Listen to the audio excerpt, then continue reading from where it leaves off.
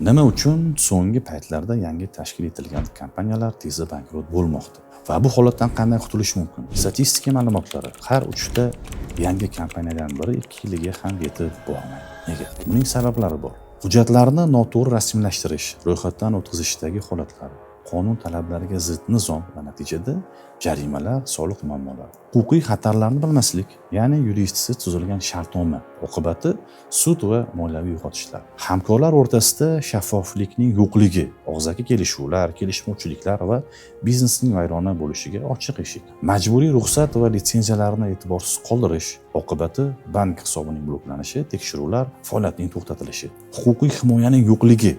Yuridik yordam bo'lmasa, xavfsizlik ham yo'q, ayniqsa murakkab vaziyatlarda. Bu holatdan qanday saqlanish mumkin?